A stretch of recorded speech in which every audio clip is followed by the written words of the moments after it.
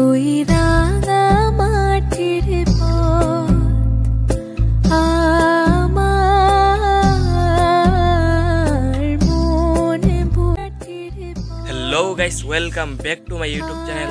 বরাবরের মতো আমি আছি রেদওয়ান, আর আপনারা সবাই দেখবেন এমডি রেদওয়ান শর্ট স্টুডিও।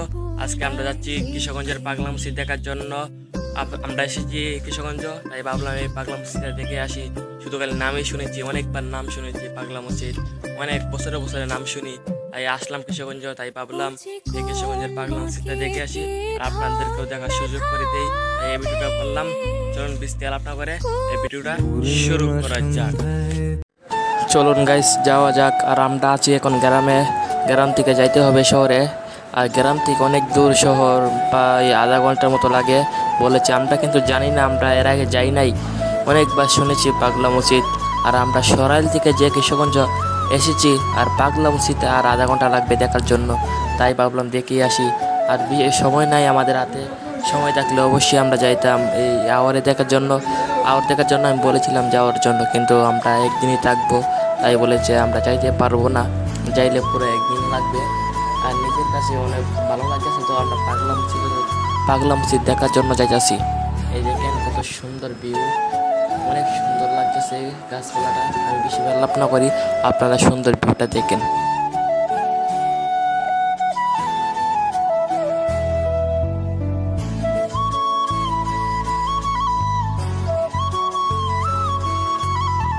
আসলে গাইস, প্রকৃতি মানে সুন্দর, একটা কবিতা আছে না, প্রকৃতি যত দেখবেন ততই ভালো লাগবে। আপনি যতই শহরে থাকেন না কেন, কিন্তু প্রকৃতি যতই দেখবেন তত ভালো লাগবে। প্রকৃতি না দেখলে ভালো লাগবে না। শহরে থাকলে কী হবে, প্রকৃতি দেখতে হবে, শহর থেকে গ্রামে আসতে হবে। আর আপনাদের সাথে কথা বলতে বলতে আমরা পাগলা মসজিদের সামনে চলে এসেছি। আর পাগলা মসজিদ দেখার জন্য অনেক দূর থেকে এসেছি, আর দেখার পরে অনেক ভালো লাগতেছে। দেখেন পাগলা মসজিদটা নামে লিখা তো লাগছে পাগলা মসজিদ, আর দেখে অনেক ভালো লাগতেছে, কারণ আমরা পাগলা মসজিদের সামনে চলে এসেছি। আর এই পাগলা মসজিদ দেখার জন্য আমরা ওই সরাইল থেকে চলে এসেছি, আর এখন আমরা সামনে আছি। দেখে অনেক ভালো লাগতেছে। আসলে গাইস, নিজের কাছেই অনেক ভালো লাগতেছে। আমরা কোনো সময় ভাবতে পারি না, কল্পনা করি না এই পাগলা মসজিদ আমরা দেখবো। আসলে সময় থাকলে গাইস আমরা আরও যাইতাম, আপনাদেরকেও দেখাইতাম, কিন্তু সময় নাই, তাই আমরা দেখতে পারলাম না, আপনাদেরকেও দেখাইতে পারলাম না। কিন্তু কোনো সমস্যা নেই, আল্লাহ বাসায় থাকে, তাহলে আবার আসবো, আসলে আওরে যাব, যাইলে আপনাদেরকেও দেখার সুযোগ করে দিব, আর আপনারাও যাবেন। বেশি আলাপ না করি গাইস, পাগলা মসজিদে আসার পর অনেক ভালো লাগতেছে। আপনারাও সময় পাইলে আসবেন এই পাগলা মসজিদে, এসে দেখেন কতটা সুন্দর পাগলা মসজিদ। আসলে অনেক সুন্দর লাগতেছে। বাংলাদেশেও এমন কত সুন্দর সুন্দর মসজিদ আছে, অনেক জায়গা আছে, আপনারা দেখবেন, ঘুরলে ভালো লাগবে। আপনারা এখন আসেন, দেখেন, ঘুরে যাবেন, অনেক সুন্দর লাগবে। আমরা এই সরাইল থেকে এসেছি, আপনারা কেন আসতে পারবেন না? আপনারা আসবেন, দেখেন কতটা সুন্দর পাগলা মসজিদ। একবার দেখলেই বুঝতে পারবেন কতটা পাগলা মসজিদ। গাইস দেখেন, পাগলা মসজিদের মধ্যে কতলা ছাগল মানুষ দান করতেছে, এখান থেকে কিনে আবার এখানে দান করে, অনেক সুন্দর লাগে। আর আজকে মানুষ বেশি হয় নাই, তো অনেক সুন্দর লাগতেছে, অনেক মানুষ হয়েছে।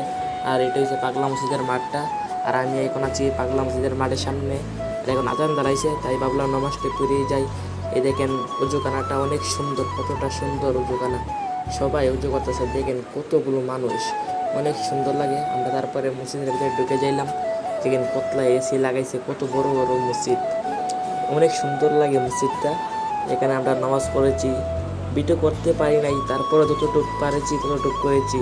দেখেন কতটা সুন্দর মসজিদ, বাইরের থেকে যতটা সুন্দর তার থেকে বেশি অনেক সুন্দর। তারপরে আমরা চলে গেলাম পার্কে অনেক বড় একটা পার্ক, কিশোরগঞ্জের অনেক বড়। এই জায়গাটার নাম মনে নাই, অনেক সুন্দর লাগে জায়গাটা। খালি বেশিরভাগ এখানে মেয়েরা, কোনো ছেলেরা কমই আছে, মেয়েরাই বেশি আছে। আর আজকে ব্লগটা ততটুকু ছিল। ভিডিওটা